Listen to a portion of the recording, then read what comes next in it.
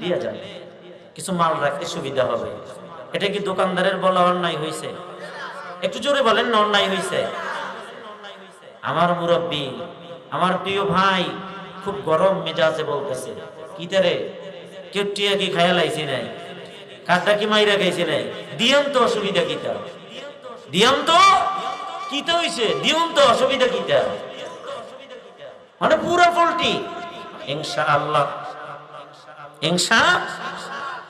ফজরের আযানের পূর্বে আমার ইমাম ভাই আল্লাহর ওই গোলামের মৃত্যুর খবর মসজিদের মিনারায় প্রকাশ করতেছে। আওয়াজটা বাড়ায়া বলো, ঘটনা আছে না না? তাদের বাড়ির ইমাম সাহেব আযানের পূর্বে জানাইতেছে, শক্তিরামপুর শোনো, তাদের বাড়ি নিবাসী অমুক নামের মানুষটা গত রাত চলতি রাতের 3:30 জমিন ছেড়ে চলে গেছে। পকেটে টাকা ছিল, দোকানে দিল না, জানাজার সময়টা উপস্থিত হয়ে গেছে। খুব খেয়াল করেন, ইমাম সাহেব গিয়া জানাজায় দাঁড়াইলেন। চায়ের দোকানদার, দুর্বল মানুষ, গরিব মানুষ, সাহস করে সামনে গেছে। ভাই, যে ব্যক্তি জমিনে ছেড়ে চলে গেল তার কাছে আমি 1200 টাকা পাওনা আছি, ইজ্জতের উপর আঘাত আসবে, এই জন্য তার সুযোগ্য সন্তানেরা ধাক্কা দিয়ে দূরে সরাইয়া দিছে। হরে আইস জানাজার ভিতরে, ইজ্জত চিনিস না, কি তেরে টিয়া কি মাইরা গেছি রে? নাউজুবিল্লাহ বলেন না, আরো জোরে বলেন না নাউজুবিল্লাহ। হাসির খোরাক দিলাম নাকি? এরকম ঘটনা আছে না নাই? 5 লাখ টাকা দিয়ে জিয়ারত খাওয়াবা, আর এই দোকানদারের কয়শো টাকা? জোরে বলেন না কেন? 1200 টাকা দোকানদারের দিলা না, 5 লাখ টাকা দিয়ে জিয়ারত খাওয়াইছো। পরে 5 কোটি টাকার জিয়ারত তোমাকে জাহান্নাম থেকে বাঁচাইতে পারবে না, যেই পর্যন্ত এই 1200 টাকা পরিশোধ করা না হবে। জোরে বলেন ঠিক কিনা? নবীজি এই জন্য বলে, উম্মত 1000 কোটি টাকা দান করার চেয়ে মাত্র 1 পয়সা ঋণ থাকলে পরিশোধ করা হলো উত্তম। 1 কোটি টাকা দান করবেন, 5 টাকা একজনে পাবে।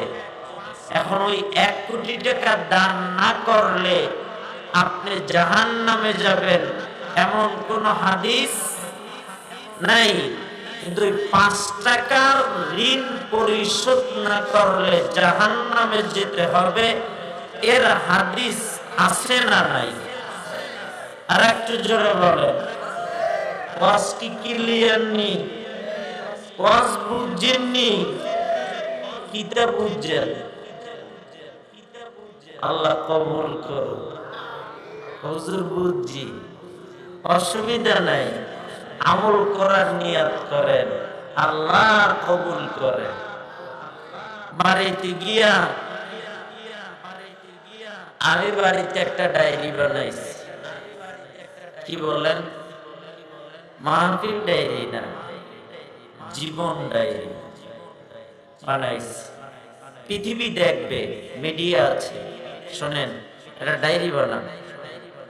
এই ডায়েরিটার ভিতরে অনেক সময় অনেক কথা, অনেক লেনদেন, অনেক কাজ আপনি করেছেন 10 বছর আগে, 20 বছর আগে, স্মরণ নাই, কিন্তু শুইতে গিয়া যদি একটু চেষ্টা করেন, ভাবেন কিছু কি হয়েছিল, আমি কি কোনো ঋণ করেছিলাম, আমার কাছে কি কেউ পাবে, এ জাতীয় ভাবনা যদি ভাবতে থাকেন না, হয়তো গোপন কোনো তথ্য আপনাকে আল্লাহ স্মরণ করিয়ে দিবে, যা পরকালীন মুক্তির জন্য যথেষ্ট হয়ে যাবে। ইনশাআল্লাহ বলেন। একটু ভাবেন না ভাই, ও ভাই একটু ভাবেন না যে আমার কি কেউ টাকা পয়সা পাবে, আমার কাছে কি কেউ কিছু পাইতো? যদি চায়ের দোকানে 5টা টাকাও পায়, আরে ভাই এখন যদি দিতে না পারেন অসুবিধা নাই, আপনি দিতে পারছেন না, কিন্তু দুনিয়াতে তার কদম ধরে ক্ষমা চাওয়ার তো সুযোগ আছে। কি বলেন আপনারা? কদমটা ধরে বসে থাকেন না, কদমটা ধরে বসে থাকেন না ভাইও।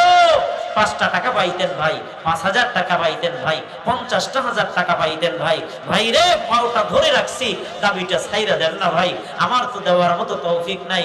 আপনি যে পর্যন্ত আমার দাবি না ছাড়বেন না, আমি আপনার কদম ছাড়বো না। আরে পৃথিবীর যত শক্ত মনের মানুষ হোক না কেন, কদম ধরলে তো ধরলে, আর মাপ চাইলে তো চাইলে, তার কথা কবুল হবেই হবে। জোরে বলেন ঠিক কিনা?